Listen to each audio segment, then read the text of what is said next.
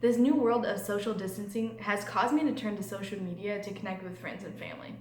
Extended time spent on apps such as Snapchat and FaceTime has meant I've spent a lot more time looking at my own facial features in the past weeks. I've noticed a few things. I have a bump on the bridge of my nose. I have a slight double chin. When I raise my eyebrows, I already have wrinkles on my forehead.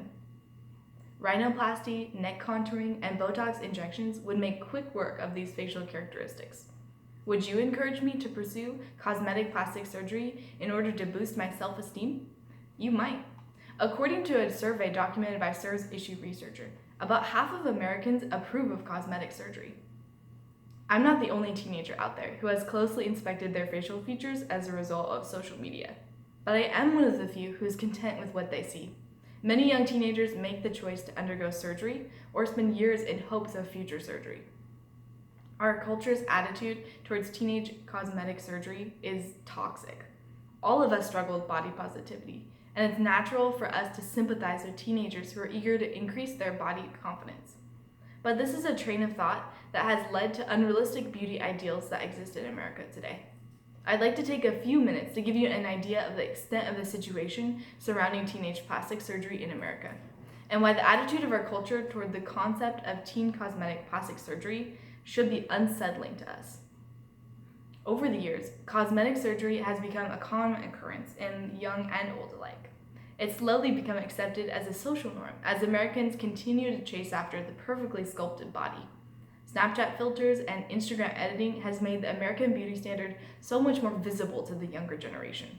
Diana Hamra writes in an article from the Washington Post, "The self-taken photograph is warping the confidence of many younger people in unsettling ways. They come to my office, show me selfies, and point to say an asymmetry in their lips, a totally normal variation." According to plasticsurgery.org, teenagers account for about 4% of all cosmetic surgery procedures. There are many traits our culture adores: a small, sloped nose, cellulite-free skin, a tight chin, and large lips. A pointed lower jawline, full cheeks, and large anime eyes are the newest beauty trends of Korea. Undoubtedly, they have become part of American ideals as well. We broadcast these on magazines, television ads, and other forms of media constantly to teenagers. This is worrying. Reconstructive plastic surgery seeks to restore a birth defect or an injury that caused a deformation. Cosmetic surgery, on the other hand, seeks to improve something that someone's unsatisfied with. Many American teenagers have started to treat cosmetic surgery as if it was reconstructive surgery. A nasal hump, small breasts, and large ears are not birth defects. They are common human features. We have started to label some common human traits as ugly. This is devastating to self-confidence of teenagers. The average teenager does not have access to the procedures presented as essential in the media. This leads to unnecessary stress in young adolescent teenagers, and to potentially harmful decisions made by teens that do have financial means. Not only does a cosmetically obsessed culture have far-reaching negative effects on the self-confidence of teens, cosmetic surgery itself often comes at a high cost. Surgery is financially taxing on families. According to the American Board of Cosmetic Surgery, depending on which procedure, cosmetic surgery can cost anywhere from $5,000 to $20,000 per surgery. Often, patients come in for one procedure and are drawn into many others during consultation. Even without the prompting of the plastic surgeon, cosmetic fixes are addictive in nature, especially for teenagers. On top of the financial burden, surgeries are also medically dangerous. Most cosmetic surgeries last just a few hours, but the complications that can arise from these procedures can last a lifetime. Very little scientific research has been done about the long-term effects of cosmetic plastic surgery. In the article, Teenagers and Cosmetic Surgery, Diana Zuckerman states that the long-term physical, emotional, and economic consequences of many popular cosmetic surgeries, including implants and liposuction, are unknown. Despite the documented risks, the general public has an inflated sense of the benefits and a minimized sense of the risks of plastic surgery. There are many ways that cosmetic surgery can and does go wrong. Implants can be rejected by the body and are at high risk for infection. Blood clots can form around the surrounding area. The tissue can die, as well as lose sensation. Every form of cosmetic surgery has its own level of risk. Some are non-invasive and low risk. Some are extremely invasive and put patients at a high risk for infection. Much more research needs to be conducted before common plastic surgeries can be deemed safe. The financial and physical cost of cosmetic surgery is often heavy, yet parents continue to offer surgeries and covering the cost for graduation gifts and birthdays in spite of concerns.